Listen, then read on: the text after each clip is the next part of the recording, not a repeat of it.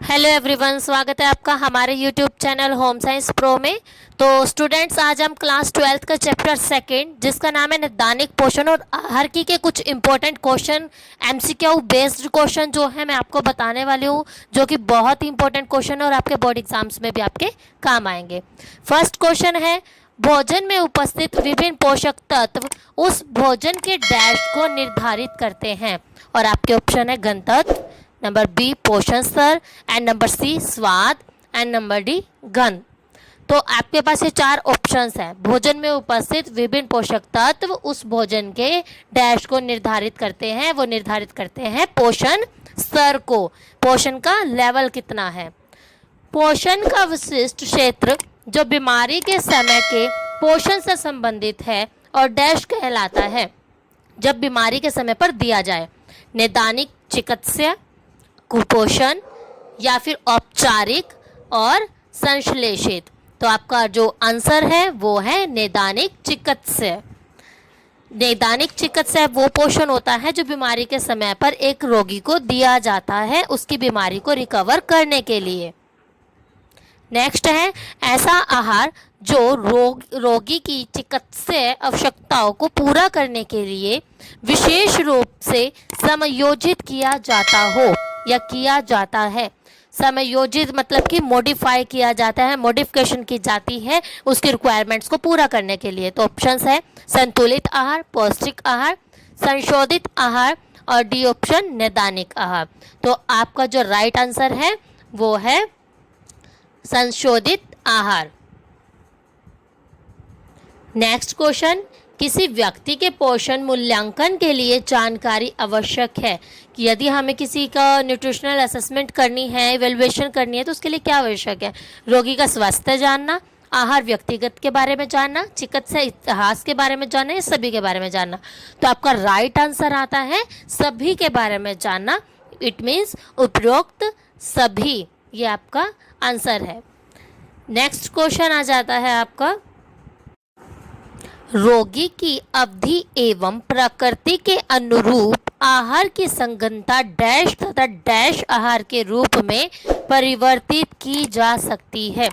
मतलब जिस दौरान रोगी को जो प्रकृति के अनुरूप आहार दिया जाता है उसी कंसिस्टेंसी को किस रूप में परिवर्तित करते हैं, गंध, स्वाद, मात्रा या प्राकृतिक। ये ऑप्शन ए है। ऑप्शन बी तरल, अर्ध तरल, कोमल या फिर सामान्य। ये सभी यहाँ पर उसकी कंसिस्टेंसी के बारे में बात हो रही है, उसकी संगतता के बारे में कि हमें उसकी प्रकृति को किस तरह से बदलना चाहिए। एंड सी ऑप्शन उपरोक्त सभी और इनमें से कोई नहीं। तो जो आपका राइट आंसर होगा वो है तरल, अर्ध तरल, कोमल और सामान्य आहार, क्योंकि ये रोगी की रोग को देख करके परिवर्तित किए जाते हैं। नंबर 6, डैश में परिवर्तन करके रोग की अवधि व प्रकृति के अनुरूप रोगी को आहार दिया जाता है। उसकी संख्या में, संगतता में, भोजन पकाने की विधि में या फिर मात्रा में।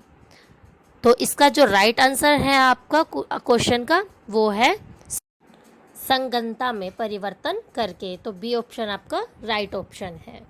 नेक्स्ट 7 क्वेश्चन आता है आपका, विधि में रोगी को पोषण विशेष विलयनों के रूप में दिया जाता है जिन्हें रोगी की नसों में ड्रिप के द्वारा पहुंचाया जाता है। ऑप्शन अंतशिरा संभरण के द्वारा, नली द्वारा भोजन या फिर मुंह से भोजन और डी ऑप्शन इनमें से कोई नहीं। तो 7 क्वेश्चन का राइट आंसर है अंतशिरा संभरण के द्वारा। क्वेश्चन नंबर 8, रोगी के लिए आहार योजना बनाते समय भोजन की स्वीकार्यता अथवा उपभोग पर डैश कारकों मतलब कि फैक्टर्स का प्रभाव पड़ता है। नंबर 1 पोषण तनाव, नंबर 2 रोगी की तीव्रता रोग की, एंड नंबर 3 मानसिक तनाव, एंड नंबर 4 उपरोक्त सभी। तो इस क्वेश्चन का आंसर आप मुझे कमेंट बॉक्स में बताएंगे। ये क्वेश्चन आप सभी के लिए है। 9th क्वेश्चन, निम्न में से पोषण औषधि के लिए कौन सा कथन सत्य है। न्यूट्रास्यूटिकल्स के लिए कौन सा कथन सत्य है, जिसमें आपका ऑप्शन आ जाता है मानव स्वास्थ्य के लिए जो लाभकारी पदार्थ होते हैं, नंबर बी प्राकृतिक तथा निर्मित खाद्य पदार्थ भी हो सकते हैं। यह पदार्थ की स्पेलिंग थोड़ा सा मिस्टेक हो गई है। नंबर सी, ए व बी दोनों, और डी इनमें से कोई नहीं। पोषण औषधि के लिए कौन सा कथन सत्य है? तो आपका आंसर आ जाता है जो मानव स्वास्थ्य के लिए लाभकारी पदार्थ होते हैं और प्राकृतिक निर्मित खाद्य पदार्थ, it means A and B दोनों।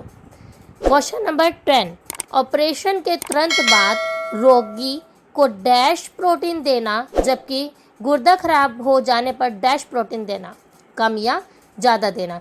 कि ऑपरेशन तुरंत बाद हमें कम देना चाहिए और गुर्दा खराब होने पर ज़्यादा देना चाहिए। ये आपके पास ऑप्शंस है। नंबर बी, अधिक या कम, कि तुरंत बाद रोगी को अधिक देना चाहिए या गुर्दा खराब होने पर कम देना चाहिए। सामान्य देना चाहिए या फिर गुर्दा खराब होने पर कम देना चाहिए। ऑपरेशन के तुरंत बाद कम देना चाहिए या फिर गुर्दा खराब हो जाने पर सामान्य देना चाहिए। 4 ऑप्शन है आपके पास।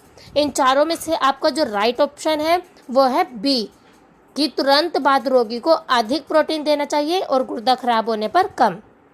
क्वेश्चन नंबर 11, उचित आहार, अच्छे पोषण और स्वस्थ जीवन शैली के लिए डैश रोकथाम की जा सकती है। कि एक अच्छे आहार के लिए और एक अच्छे पोषण स्तर के लिए और एक अच्छे लाइफस्टाइल के लिए डैश की रोकथाम की जा सकती है। ए, चिरकालिक रोगों की, बी, लघुकालिक रोगों की, सी, लघु दीर्घकालिक रोगों की, डी इनमें से कोई नहीं। तो राइट आंसर है चिरकालिक रोगों की रोकथाम की जा सकती है। नेक्स्ट, ये वीडियो यहीं पर ख़त्म हो जाती है।